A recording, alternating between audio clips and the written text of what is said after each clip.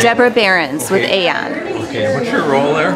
My role there is Chief Advancement Officer, so that means I am interested in anything and everything that has to do with building support for our mission. Okay, and what is the mission? Our mission is to make home possible for every person in our community. So what that means is that we're really focused on helping those who have the greatest barriers to home. So think seniors, homeless youth, those who've experienced long-term homelessness or chemical dependency issues. Our goal is to help them achieve stability and to have a home as a foundation. Okay, and you're talking tonight to the League of Women Voters. I am. I'm excited. You have some other people coming? Yes, Commissioner Mary Tingerthal with the Minnesota Housing Finance Agency, and Gretchen Nichols, who's with LISC, the Twin Cities chapter. What did you think of the evening tonight? Oh my gosh, tough crowd, right? I loved it. I loved it. I think this is a group of people who clearly cares about their community. Yeah, that's why I was really excited coming in tonight, because I knew that it was a group that either is coming to this already informed or is open-minded and willing to learn about an incredibly complicated issue, leading into what's going to be a very interesting election season for the city of Minneapolis. Are you optimistic about what's going to happen, or is there a lot of work to be done? There is a lot of work to be done. You know, I think we've seen, I'm relatively new to this work, but what I've learned from those who have far more experience than I is that we've seen ups and downs in this work. We've seen certain moments where there's been an intensified interest in housing affordability, and that we have to seize those moments to make sure that we're raising awareness and understanding about the issue, figuring out new tools we can use so that when the next hot political issue comes around, we have some new opportunities to do more. Where's most of the work need to be done? The legislature, city council, grassroots? Right. Well, all of it. I mean, I think one of the questions that came up. Saying that the legislature has been pretty helpful, really positive on both sides of the aisle. Absolutely. We need their support. However, last year the state of Minnesota produced 1,050 units of affordable housing, and we're losing more than that on an annual basis. So we need that, and then some. I am Mary Tingerthal. I'm the commissioner at the Minnesota Housing Finance Agency. Okay. Is this a government appointment? Yes, it is. I was appointed in 2011 by Governor Dayton. Okay. What have you accomplished? Well, in that time, we've gotten to the point where Minnesota Housing next year will put more than $1 billion into affordable housing throughout the state of Minnesota and help more than 68,000 households with those dollars. That's quite an accomplishment. Thank you. This is in spite of or because of the split government? Well, I would say that we really started out in 2011. At that time, it was split government, and we really started out to make housing a bipartisan or nonpartisan issue.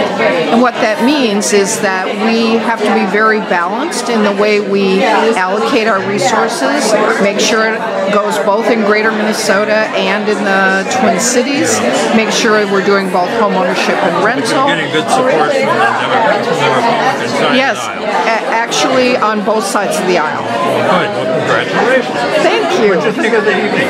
I'm really pleased that housing is on the agenda for our candidates to discuss, and I really appreciate the League of Women Voters putting it there. I'm Gretchen Nichols from LISC. Okay, and tell me what LISC is. I tried to write it down. Okay. LISC is the Local Initiative Support Corporation. It's a national intermediary that supports community development. We're the nation's largest community development finance institute, so we provide a lot of lending capital financing and grants to community. You said there are offices in a number of cities around the country? Yeah, it's a national organization based in New York City, and we have 32 field offices across the country. Yeah. Okay. And what have you accomplished? Well, we provide a lot of funding for projects here in the Twin Cities, across the country. So we really invest primarily in real estate around affordable housing, commercial space. We have some unique financing tools for charter schools, or we partner with the NFL to rehab football fields. So we have a variety of little nuanced A lot of things going on in greater Minnesota as well as So there is a LISC office in Duluth, and we have a rural office. So that rural office covers quite a bit of area. In the metro area? Yeah, the 7-county metro area. What did you think of the evening tonight? It's great. This is a terrific group. Really a lot of energy. And very smart people. Very smart people. I can tell they're going to get something done. My name is Jelaine Height, and I'll be leading the meeting tonight on affordable housing. Tonight begins a new year of issues discussions here at the Black Forest. These meetings are free and open to the public, but organized and run by the League of Women Voters of Minneapolis. Our members are deeply involved in deciding these issues for study. We look for issues that affect our lives and can be affected by our actions and those of our government. We're so glad you're here, which means that you also value knowledge and are willing to learn more, discuss, and take action. Thanks to the Whittier Alliance for sponsoring the Civic Buzz by advertising these programs through their network. Bill over here is from the Uptake, and he's videotaping us tonight. He'll be putting the meeting up on the Uptake site, and we will link it to our website. Many thanks, Bill, for taping tonight.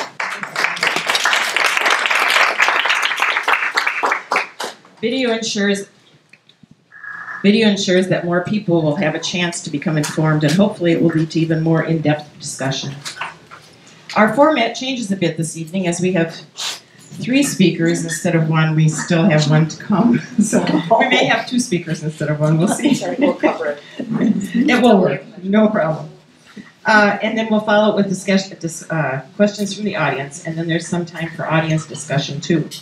We find that your questions always bring out more information, but directed to your interest. With that in mind, I'm going to have the speakers finish by 6:45, so we have plenty of time for questions. And about 7:10 or 7:15, I'm going to switch it to small groups. We'll have you turn around to face people for small groups, and we have a question for discussion then.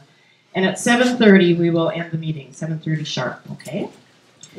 Because affordable housing is an issue in this political season, we've invited candidates who are running for city offices.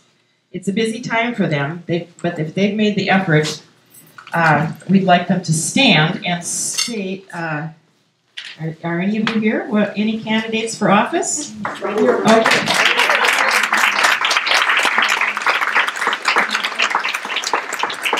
I would like you to introduce yourself and say what you are running for, but I would like that if you would like to talk to people about how they feel about how you feel about this issue, do it afterwards, please. So just your name and the office you're running for. Meg Forney, I'm running for Minneapolis Parkport at large. Sarah Lynn Romanishin, and I'm running for Ward 10 City Council right here. I'm Teken Zia-Aida. I'm running for Ward 7 City Council, and thank you for having me. And I'm Tom Hoke, and I'm running for Mayor of Minneapolis, and I guess that's at large. And I'm Tim Biltza. I'm running for the Ward 3 seat, and I want to thank you for putting this on. It's a huge issue in the city. Thank you.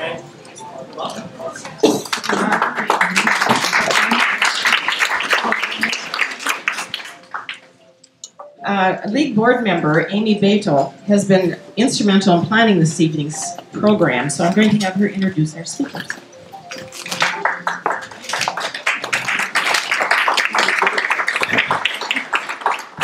Hi, good evening. Thank you for being here. I am new to the board. For those of you who don't recognize my face, I am Mary Tingerthal. Put in your face. Very pleased to be here with you tonight. We have a great evening plan, and members of our panel have expertise and experience in affordable housing in Minneapolis, and I know that they'll provide valuable information as we go into this election season. I am going to introduce our moderator today, Deborah Behrend. She's the Chief Advancement Officer for Aon. It's a Minneapolis-based affordable housing developer, for those of you not familiar with their work. She leads the organization's fundraising, marketing, and communication strategies. She brings 17 years of successful help in nonprofits, growing awareness and support in advance of their causes. Her contributions to the Twin Cities community include work in education, animal welfare, and the arts. She's also a volunteer with the City of Minneapolis and the Minnesota chapter of the Association of Fundraising Professionals. So join me in welcoming Deborah.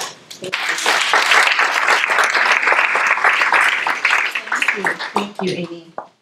This is going to be a challenge, but I'll do my best. No, Hello? It's always the technology, right? Hello, hello, hello. Yeah, This that one works. might Yeah, work that better. works. Okay. And if it goes out, we have that one, okay? Okay, check, check. Yeah. I'm feeling better about this. All right.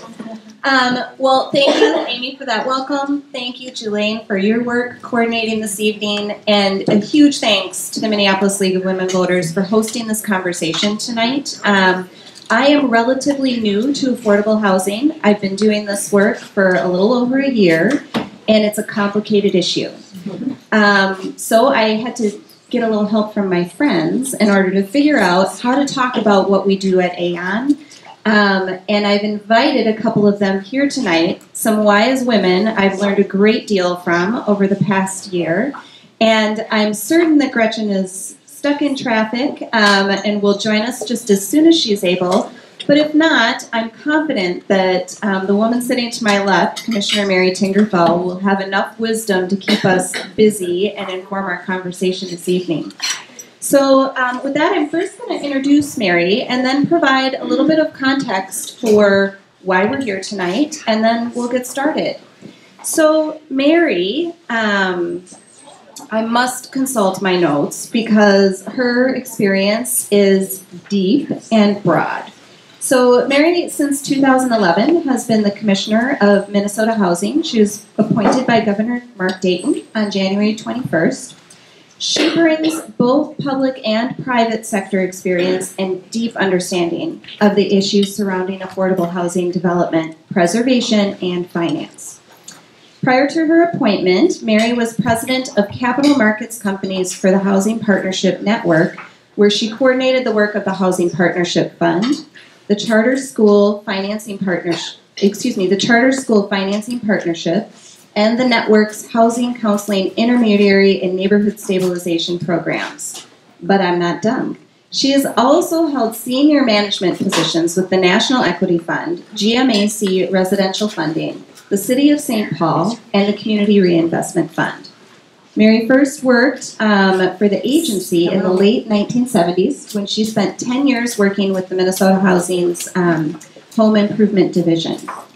Mary serves on the boards of the National Council of State Housing Agencies, the National Housing Advisory Council, and the Investment Committee of the Calvert Foundation. She previously served as Vice Chair of the Federal Reserve Consumer Advisory Council and is Chair of the boards of Twin Cities Habitat for Humanity and Common Bond Housing. Can we have a round of applause for Mary?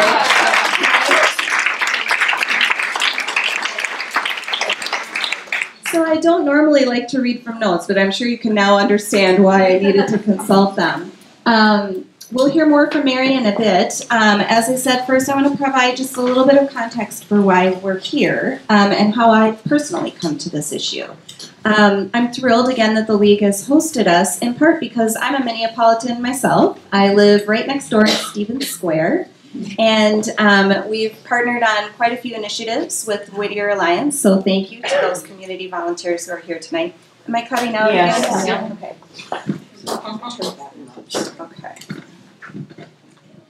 Check, check. Okay. Yep. So, Mary, I don't have any diseases or illnesses. Just get to know each other better through this microphone tonight.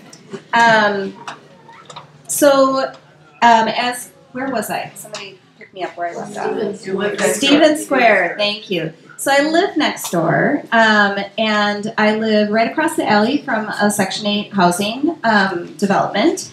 And that was actually a selling point for my husband and I. We were really excited to live in a neighborhood that had people from all sorts of different income levels, different communities, that some of which we had been neighbors with previously, some of whom we had never lived closely to before.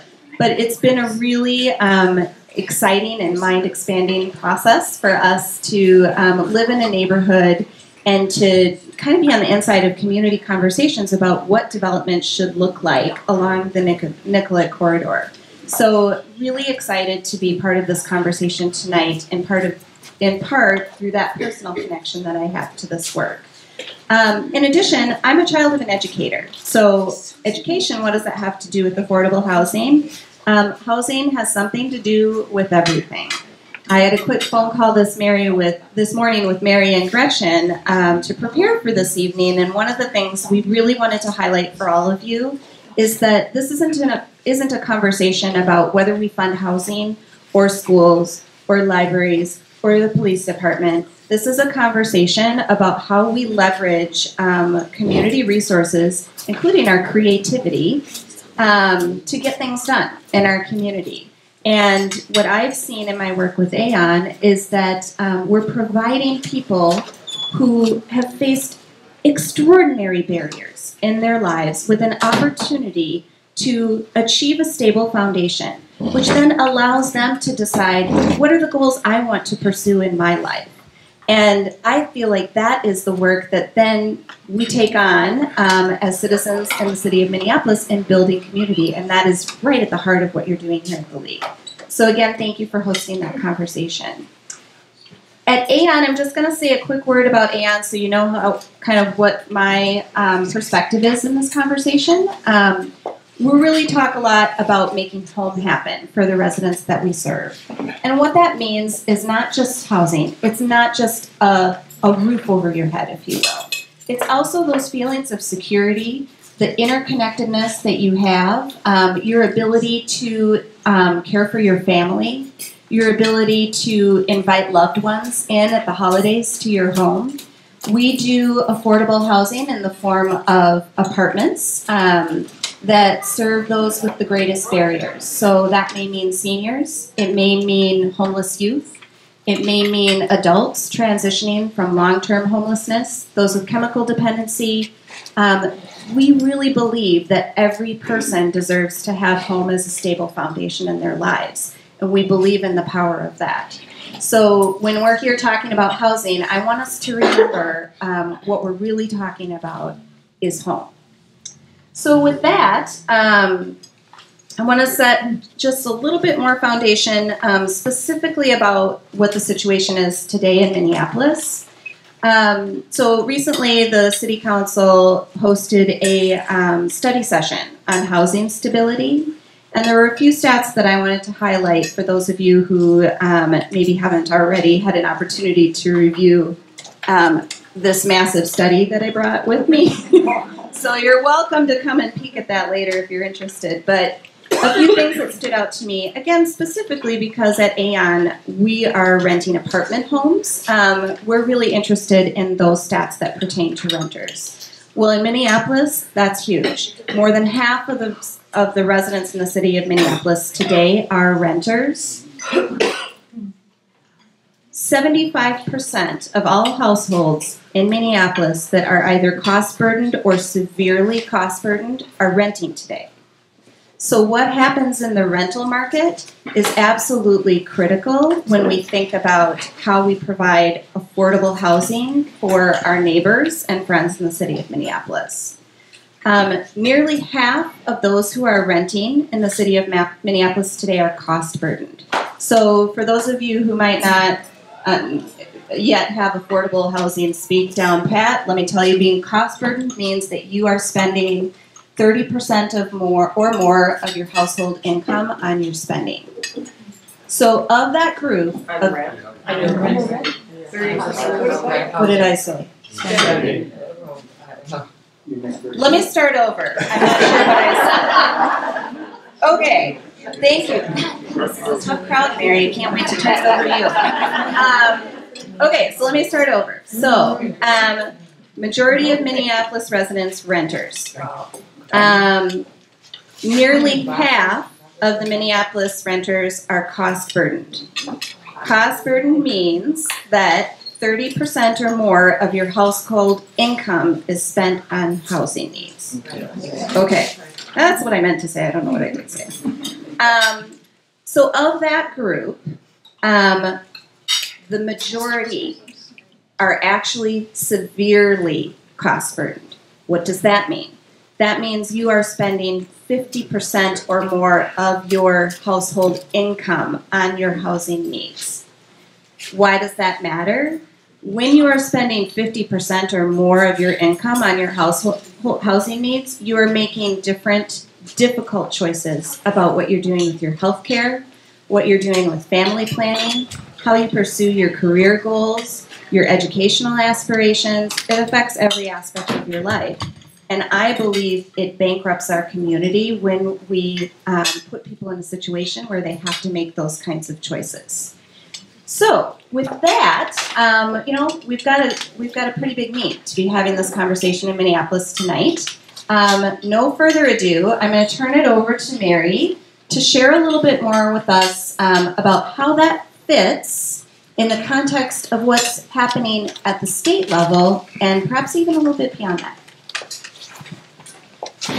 Thanks, Deborah. And can you hear me? Yes. All right, excellent.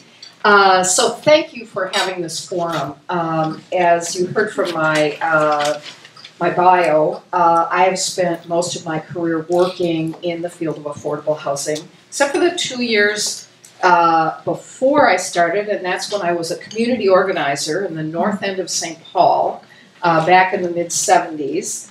And I learned a lot about affordable housing back then because the neighborhood I grew up in, which was where I worked, needed a lot of help with housing. And it stuck with me. And it's just been both gratifying to be in this field, but also frustrating because I'm actually delighted for some reasons that housing maybe is on the agenda this year. Because I literally watch the State of the Union every year and hope that they will even mention the word housing. Never happens. Absolutely never happens. The one time they actually showed a picture of the HUD secretary, they got his name wrong, and the agency. So we have a visibility problem, which is really vexing for me because we believe at Minnesota Housing, and I've felt this throughout my career, that housing really is the foundation for success. If you don't have a home, if you've been homeless, or if you are worried about the fact that too many of your dollars are going out every month for your rent or for your mortgage, it is very hard for you to focus on getting an education, getting a better job, making sure that your kids are getting a good education, staying healthy, because one of the things we know a lot more about now is that if you're worried about a roof over your head, the level of stress that you are experiencing is going to have a lasting impact. So it's really been a privilege for me the last few years. Governor Dayton has asked me to serve not only as the co-chair of the state's Interagency Council on Homelessness, which is 12 state agencies, where we all talk about the contributors to homelessness and how we can turn that around from every aspect, whether it's health, whether it's education, whether it's corrections.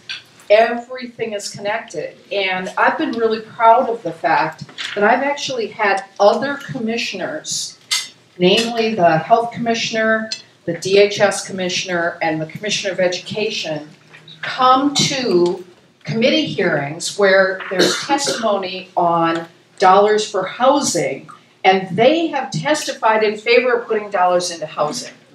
And until people start to realize that connectedness, it's really, really tough for housing to get any airtime at all.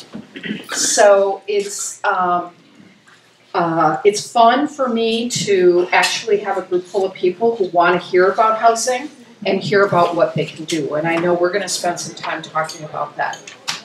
But I thought I would start out by giving you a little bit of the statewide perspective about just how critical housing issues are right now. You heard a few statistics from Deborah about the city of Minneapolis. Across the state of Minnesota, almost 570,000 households, and we have roughly 5 million people in Minnesota, so take that in half, so about 2.5 million households. 570,000 households are cost burdened in Minnesota. Now, if you think that that number, that's a lot higher than you thought it would be, as short a time ago as 2000, that number was only 350,000. Still a big number, but that number is up 63% over roughly the last 15 years. Can you say that again? What year? 2000. So in 2000, 350,000 households. 2016, 570,000 households were cost burdened. So we have a lot of work to do. And why is that? The statistic I like to share with people, because it's one I find that they can remember once they've heard it because you're so shocked by it. And that is that over that same period of time, so since 2000, rents have gone up on average by 10%. So that's in real dollars, 10%. Over that same period of time, adjusted for inflation, incomes have gone down by 6%. So we have a steadily increasing gap. I carry around in my head this chart that shows rents going up and incomes going down, and the gap just getting bigger and bigger. And that's where the 570,000 households come from, in large part. Actually, on the home ownership side, and we're lucky in Minnesota that we are a high home ownership state, actually housing has gotten a little more affordable over about the last 5 years. And homeowners are actually less cost burdened than they were 5 years ago. That's in large part due to the fact that we have had this sustained policy of low mortgage rates from the Federal Reserve that's allowed a lot of people, as long as they were able to not lose their home during the financial crisis, to refinance their mortgages and actually lower their cost of owning a home. Another thing that's really contributing to this is that the Twin Cities metro area, in my opinion, is very fortunate because we are one of the metropolitan areas around the country that's growing. We are not shrinking, we are growing. And what that means is that we are attractive to employers, we're attractive to the next generation of workers who will support our society by their work. And that can't be said for a lot of cities around the country. There are a lot of cities that have been shrinking since the Great Recession and are continuing to shrink. At the same time, I think we're extremely fortunate because we're not growing as fast as some other places like Seattle, Portland, Denver, San Francisco, Los Angeles, New York, Washington, D.C. And why do I say we're lucky about that? Because the housing crisis in those places I just mentioned is many times more severe than it is here. The idea of buying a home, for example, in any of those cities is pretty much out of reach. So I think we're We're feeling the pressure of a hot economy and a growing metropolitan area, but we can still think about solving the problem. It's not beyond imagination to solve the problem. So I want to give you some optimism to walk away with tonight. One of the ways that the housing gap is starting to show itself is in how tight the housing market is right now. And to give you two statistics there, the current vacancy rate in the metro area, that's the entire metro area, is only 3.8% right now. And maybe surprisingly to some of you, in the state as a whole, it's only 4.3%. Now, what folks in the rental housing business sort of use as a measure is that if it's less than 5%, you're in a tight housing market, because 5% is kind of the normal turnover rate to, have a unit that you might have off the market for a little while. So 3.8% is extraordinarily tight, and I believe the vacancy rate in Minneapolis is even tighter than that. So that's very, very tight, and what that means is it gives owners of rental properties an opportunity to raise rents, which they were not able to do for a number of years at and after the Great Recession. So we're really seeing market pressures continue to push that rental line up. The other thing that happened is that after the Great Recession, we have had the slowest recovery in home building, and that's both apartments and single-family homes ever. It's about half of what we needed to be in order to stay abreast of household formation.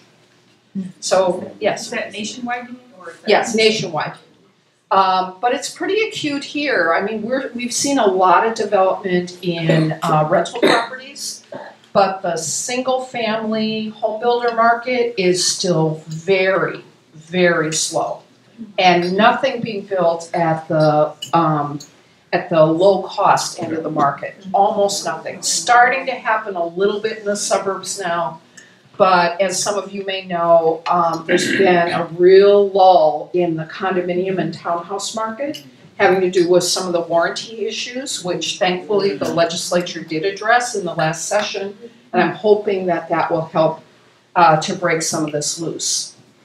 But on the homeownership side, we're also seeing a huge pickup in new home buyers, first-time home buyers coming into the market finally.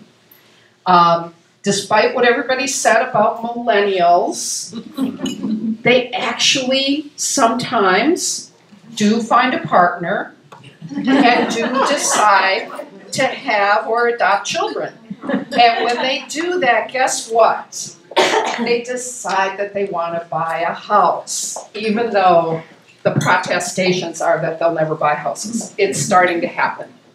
So what's happening is that the supply of housing to buy is really shrinking. We have only a 2.3 month supply of housing on the market for sale in the metro area.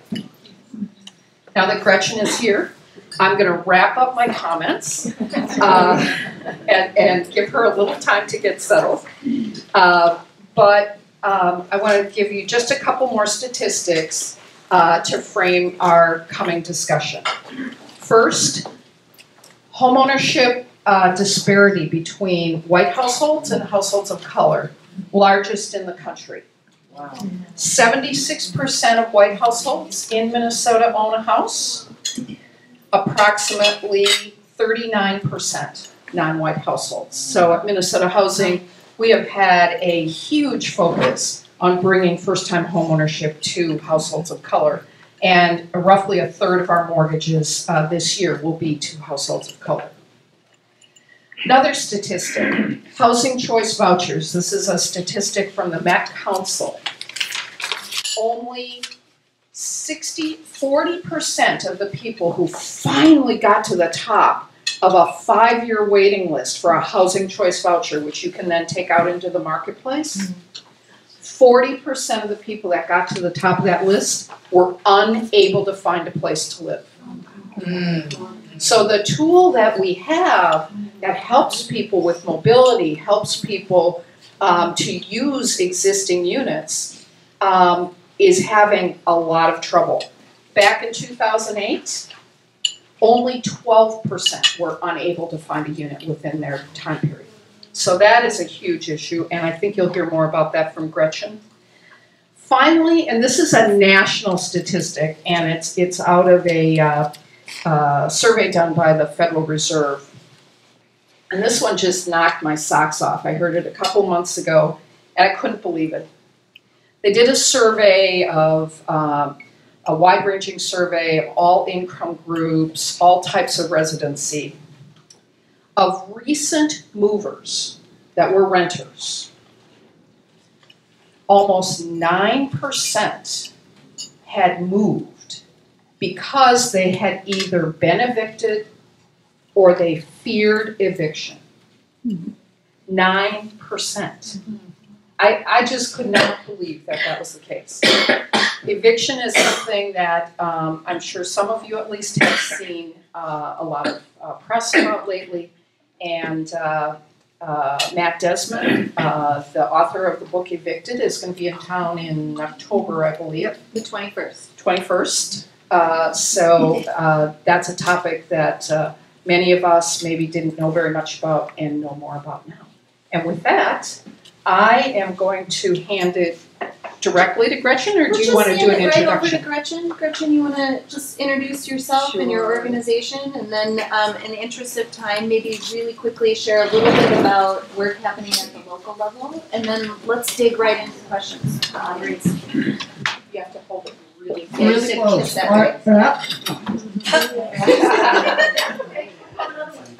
Hi everyone, I'm Gretchen Nichols from the Local Initiatives Support Corporation. Has anybody ever heard of LISC before? Oh good, there's 3 or 4, that's really great. And I apologize for my delay, I could not find parking anywhere. So LISC is a national intermediary that supports community development. We're based out of New York, but we have 32 offices across the country. We serve many different regions. We're the largest community development finance institute in the country, so we, like a bank, invest significant amounts of money in affordable housing, commercial space, and things that communities are trying to solve.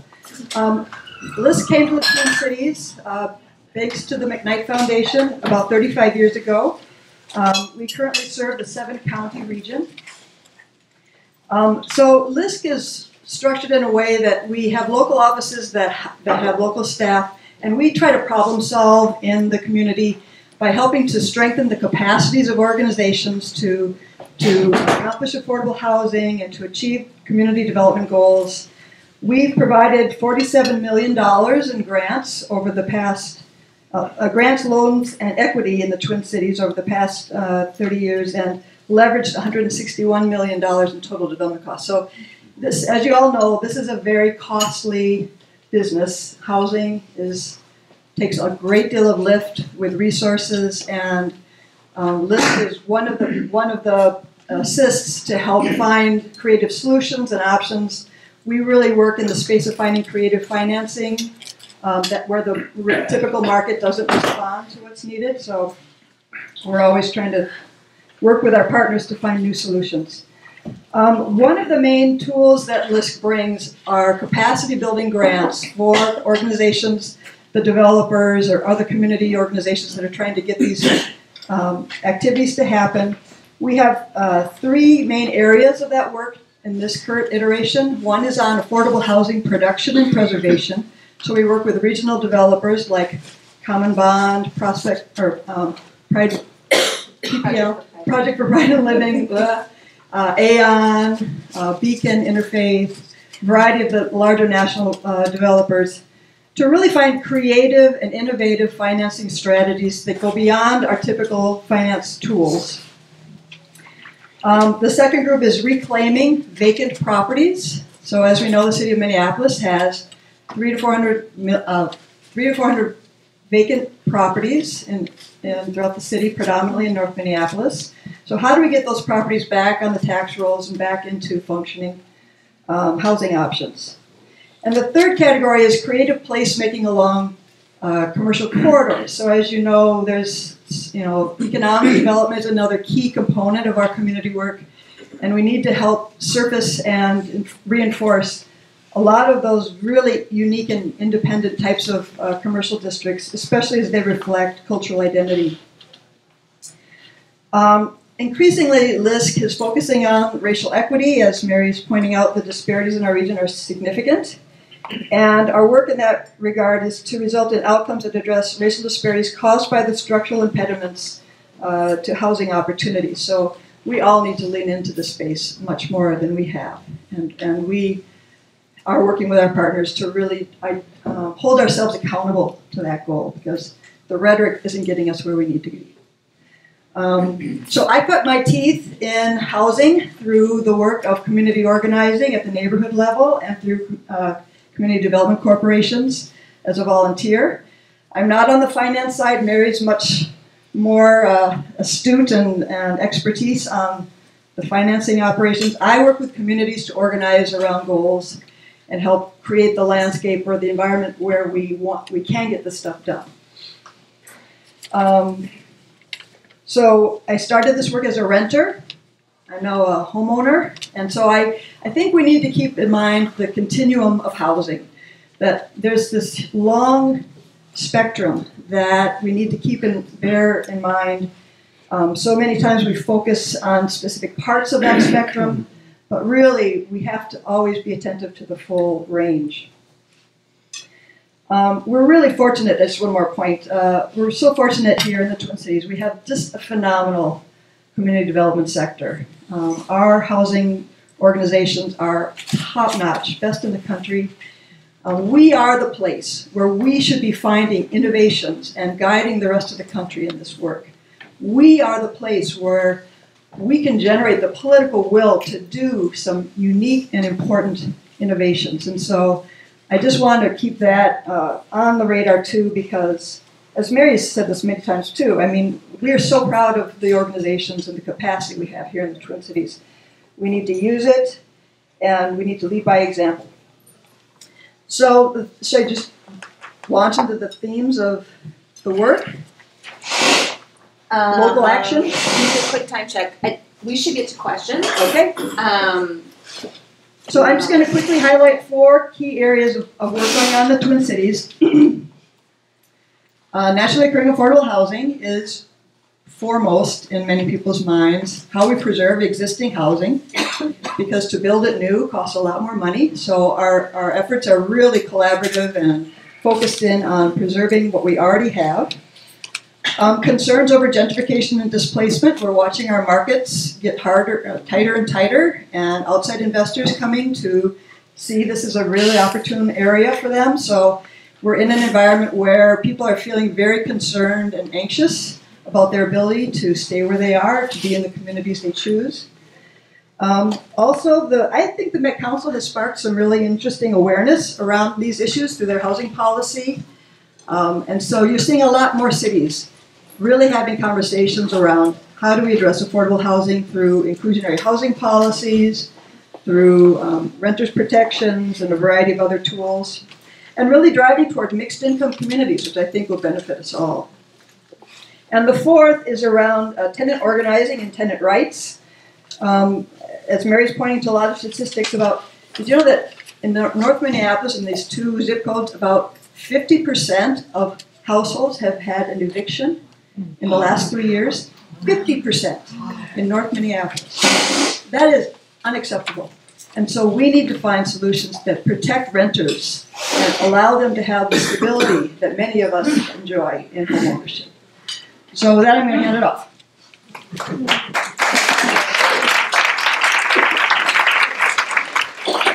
So at this point, point, I'd love to turn it over for audience questions. I'm happy to provide a mic for those who would want it, but I understand that this is a crowd that likes to just shout it out. So I will call on you, and then if there is a lull, I did bring some prepared questions, but I don't anticipate a lull. So I saw first hand pop up right there. Yes, you with the black T-shirt and the tan shirt. That's you. Oh, with me? I wanted to... Can you stand up? Yeah, sure. I'm Charles. How's it going? We're noticing like larger economic forces apply to the tension that we're seeing in housing. Like in America, income inequality has been growing for 40 years solid. And with that, people are having a harder time paying. People are starting to move into apartment complexes. You're not seeing housing development. You described a lot of these statistics already. So how do you combat those forces? Because a lot of the cities that you mentioned that are going through a tighter housing market are implementing things like $15 wage, which I'm sure is attracting people to that. And so some of the outlets for actually emboldening the lower portion of our economy is also creating the same housing crisis that is affecting them from getting involved in like education or developing their lives and becoming real stable elements of the market overall. It almost seems like our solutions are going to turn on us in other areas. I don't know how to work that problem. I'm curious what your thoughts are on that. So I would say you can't solve the housing problem with housing resources, as you pointed out. And some of the things I want to point to is that under Governor Dayton, we did increase the minimum wage in Minnesota and is still on the increase over a scheduled period of time, and also have really focused on things like work rules and also helping people that seek assistance from the Department of Employment and Economic Development to obtain better job training, getting employers aligned with some of our technical colleges and our other secondary institutions. All kind of happening behind the scenes, but I have to say from the very beginning of this administration, we as commissioners have heard a drumbeat of things that we need to do to ensure that people can begin to increase their incomes. But I think some of the things working against us are things like part-time employment and the lack of benefits that comes with part-time employment. That is really a tough issue to solve, because not only then do people have high housing costs, but they don't have access to healthcare benefits, et cetera. So I agree with you. That doesn't, to me, mean that we shouldn't try to tackle the housing part of the equation while we're also addressing some of the economic issues. I just wanted to, sorry to keep going, but to portray the same solutions that are being implemented in Seattle and Portland are also then amplifying that housing dynamic. In essence, it means that we'll grow, and there's a benefit to that more in the long term. But is there some way to kind of buffer or to, I don't know, if we make an investment in an area and not cause a bigger issue in another, like as we head towards like $15 minimum wage, won't that create a demand of people coming in, which is the tension that is what we're seeing on the housing market? How do we balance it? It's true that the supply-demand tension is always driving the imbalances and the difficulty of accessing things, and as things become much more, the supply is limited. I think we need to get out of the box.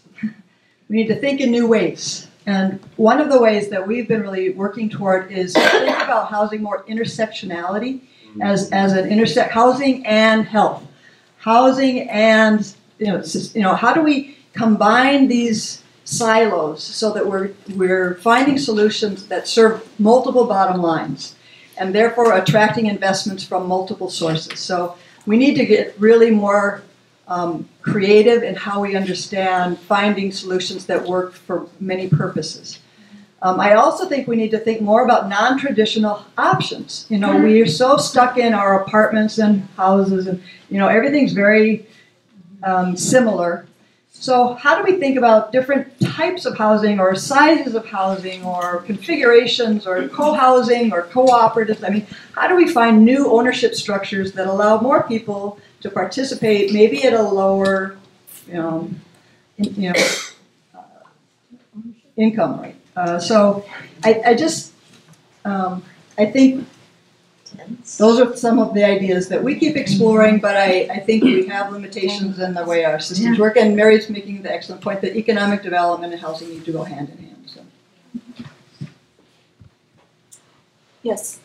Thank you. As someone who's interested in or vying to enter city government, I'm wondering at the city level, what are the barriers, specifically yourself from LISC, what are the barriers that you are facing in getting what I think is the good work that you're trying to do, getting it done? Well, the easy answer is resources. But the truth is, we need strong working partnership. We need to all agree on what we want. When we can agree to what we need and want, we can get it done. So we've proven that over and over again, where we've defeated the odds, we've gotten further than anyone thought, because we got the partners to all agree to a common set of goals. We need to be ambitious, and we need to say we can do more, and we need to attract more people into the work. So I think much of LISC's work is relational, and our ability to know and each other's interests and to try to understand where they intersect and how we can advance opportunities through that work. So that's how I'll answer that. I would agree with Gretchen, but I also have to say it really does take resources. And I think of my job in large part as constantly going and making the case for resources. We've been very, very fortunate in the state of Minnesota that we've been able to make the case since 2012, at which time we had a Republican House and a Republican Senate. We established something called housing infrastructure bonds, which allows us to put money into projects that are either preserving existing units or providing permanent supportive housing for people who have experienced homelessness or have other barriers and are very low income. And there will be an ask this coming year for over $100 million in housing infrastructure bonds. I think it's gettable, but it won't be if we don't have voices at the state legislature.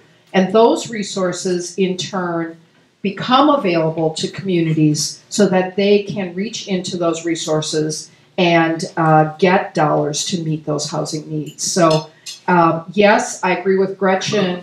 It means putting it on the agenda. And there's almost no housing development that gets done, particularly in the Twin Cities, without multiple sources of funding. And one of the most important is having a local community bring dollars to the table, whether it's the Housing Trust Fund or whether it's tax credits or whatever. Minneapolis has been a good partner, but lots of challenges to those dollars being in the city budget. And I think if I were worried about housing in my community, I'd be fighting to make sure that those dollars don't shrink in the city budget.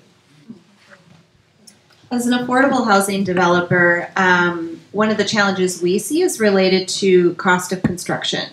So as we go to acquire a new property, whether it's preserving existing affordable housing or developing new, we sometimes experience restrictions on the cost we're allowed to pay per unit, which is simply unrealistic in this market and forces us to make really difficult decisions regarding the quality of the housing that we are either preserving or developing. And I don't think that when we consider what it means to experience the safety, security, and connectedness that we're trying to develop in creating home, that we want to make those kinds of sacrifices. Lady in the blue. I have two questions. What body of the government makes that restriction? On the cost per unit? Yeah. In this particular case, it's a city of Minneapolis issue. Specifically, I'm thinking about development that Aon is working on right now in the Prospect Park neighborhood, where we've had to go around and around and around, trying to keep our construction costs low enough in order to secure the funding that we need for the project. So is it a bylaw, or is it a policy, or is it a statute, or where is that written down? That you can only spend so much.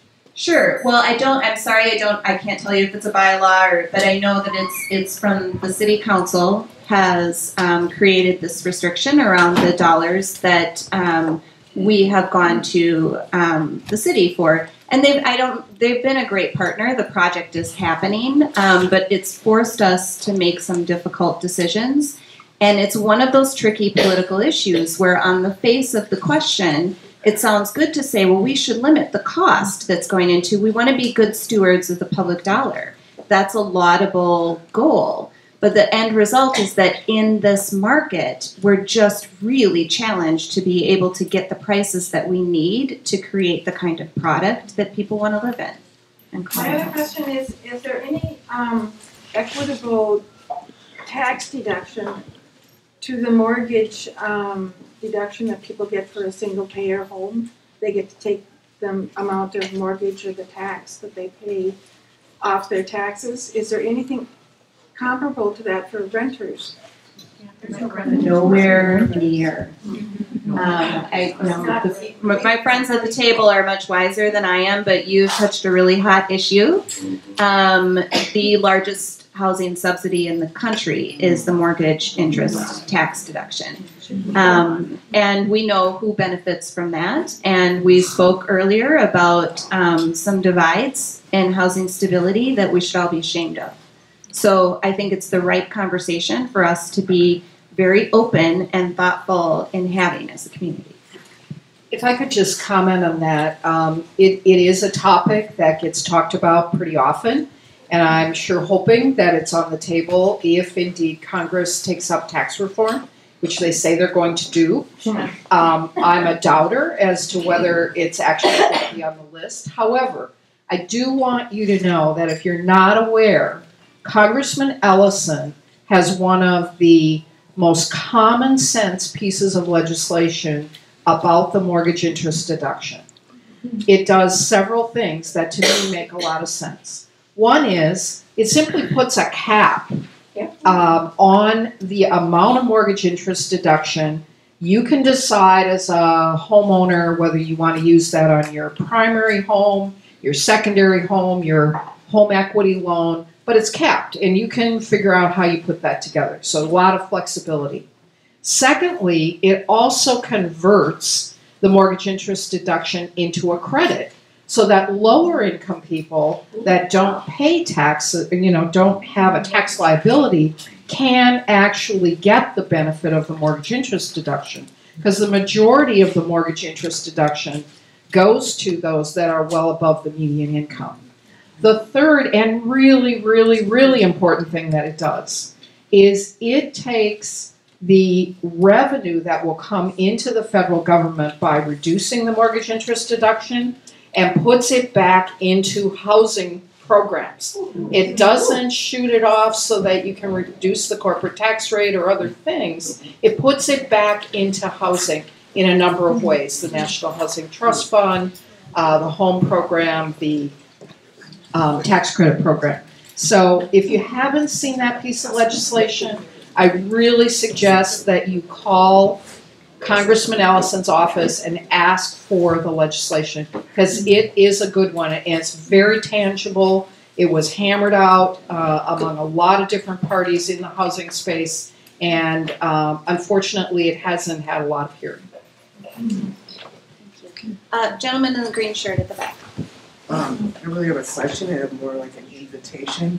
This is real right now for the people living at 2611 Pleasant. Their building was bought by a company in California, which is managed by a company here in Minneapolis, right here in Whittier. Their rents have been doubled. Many of them are being evicted because they are going to remodel the building and gentrify it, et cetera, et cetera. A number of these folks have been there for decades. A number of these folks are Latin American. There's a rally happening to try and bring attention to this and to demonstrate in front of Nexus. It's happening tomorrow at Calvary Church from 6 to 8. Thank you. The Housing Justice Center is a great organization to check out. You're nodding that you're working with them. Others in the audience should also check them out. This woman in the pink, I'm so sorry. You've been raising your hand the whole time. I didn't see you. Thank you. As a tidbit, we are losing 26 units of affordable housing in Northeast Minneapolis because the city of Minneapolis bought a half a block of older homes. These are going to all be demolished because the city wants to expand one of their public works yards, or actually relocate and consolidate 2 yards into a new location. It's a half a block on the very northern edge of the city on University Avenue. And these are older homes, but there was an architect who owns one who just finished rehabbing and remodeling her entire building last year, and it's going to be raised. So, I mean, this is happening everywhere, like with you guys. But my 2 points are: you will not ever do anything to deal with affordable housing until you deal with 2 other things. Number 1, rising property taxes. Yes. City councils and county boards are raising property taxes by 6%, 9%, 10% per year, year over year over year. So you need to go to your local government and make your case why these are out of sight, unreasonable raises. Number 2, I wish that you would talk more about, when you say affordable housing, everybody thinks of rental, and in my neighborhood in the riverfront, it's been extreme gentrification. But we need to get people that have equity, which is how you help the lower half of the income scale, build equity, build resources, build savings in order to have a stake in their home, and they keep it up. But if you continue to make them renters, to me, you're continuing to keep them in poverty because they're not building equity.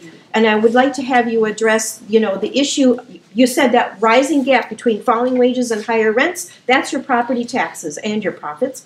But, could you address those 2 concerns? Yes, I will actually talk about the homeownership issue because I happen to agree with you, and our agency board agrees with you. We have really put an emphasis on first-time homebuyers, putting over $600 million into the hands of first-time homebuyers just last year. And not just the mortgage money. The thing that people lack is the ability to save up enough down payment. And so we have, we put more than $25 million out in various forms of down payment assistance last year. And as a result, the median income of our home buyers, our first-time home buyers, is only about $52,000 a year, which is well below the median. And we have also stepped up and put agency dollars into what we call our enhanced homeownership capacity program, where we have partnered with social agencies around the 2 cities that have culturally specific capabilities, so language and culture specific, to identify individuals who think they want to become homeowners and gives them about 2 years worth of counseling time that will help them to set up a budget, figure out how much house they can afford, pay off high-cost debt, start to accumulate the small amount that they'll need for down payment assistance. And we have started down that path with almost 1,800 families so far. We've completed work with about 350 families, and out of those, more than 50% have decided to move forward with buying a home. So I agree with you. I would love to put more emphasis and more dollars into those programs because I think there are renters who are actually, they don't recognize that they have enough income and enough stability in their lives to actually afford a mortgage. And a lot of it is post recession. they feel like, well, I could never be a homeowner. So part of what we do is try to overcome that. I think it's a misperception if we only think of affordable housing as rental, because it's the whole spectrum, again, of housing. Habitat is the largest habitat in the country here in the Twin Cities. They do remarkable work to provide home ownership for low-income people. I do want to remind us that the foreclosure crisis created many, many financial catastrophes for people who had overextended themselves in a home. And many people now don't rely on home ownership as equity-based. They choose to rent because that's a lifestyle, and so I think you can't diminish rental options as a second tier or non-ideal. I also want to make note that the Twin Cities has the second largest population of East Africans here in our community, and their religious beliefs often restrict them from the financial tools that we have in our system. They are not Sharia compliant. So the last census information I saw was 1% of East African families own a home so I think we have more work to do. We have to find other financing tools to help everybody access home ownership and that stability. So LISC is working with the Federal Reserve Minneapolis, Minnesota Housing, City of Minneapolis, and others to really explore variations on what can be done. And is that me? Oh, sorry, that's my phone. And then I think our lending institutions are willing to go there too. We just have to figure out how to make it work. So there's many things in motion to try to help that. Can we take a final question here at the front, Meg? Yes, gentrification. You touched on it, but we didn't in the sense of what are the thinking out of the box on there. You also alluded to credits. We've had a credit called This Old House.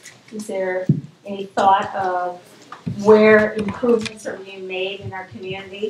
How we can hold, the homeowners that are there, where those improvements are, hold their real estate taxes, at the base that they are. Anyway, just curious of what thoughts you have on what we can do about gentrification. Yeah, thanks, Meg. So most of this dialogue focuses on the coasts, where you see a very dramatic market strengthen, and so most of the sense of housing crisis is based on the West Coast, East Coast. But we in the Midwest are also experiencing a form of gentrification. Now, gentrification is a very loaded word. Not everyone agrees what that is in terms of it's good or bad or what it means. So there's some really great work going on at at Cura at the University of Minnesota to try to get a better understanding of what we mean by gentrification and how does that term reflect our sense of how our communities are changing. So having a better articulation of that dynamic and what we actually are observing in terms of the behavior of or the action of gentrification.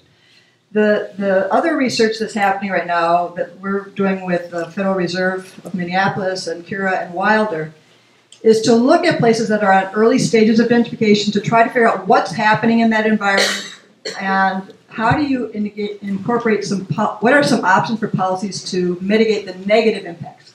Change is going to happen, and we just, that's part of life. And we want change to happen in certain communities. And we want investment, and we want vitality, and we want these things. But what's interesting is the foreclosure crisis created this this complete pendulum swing that way, and now we're completely pendulum swing the other way, so we don't want any investment anywhere. So it's like we have to find a happy medium, and we need to find inclusive growth. We have to find ways that people can stay, but also invite new.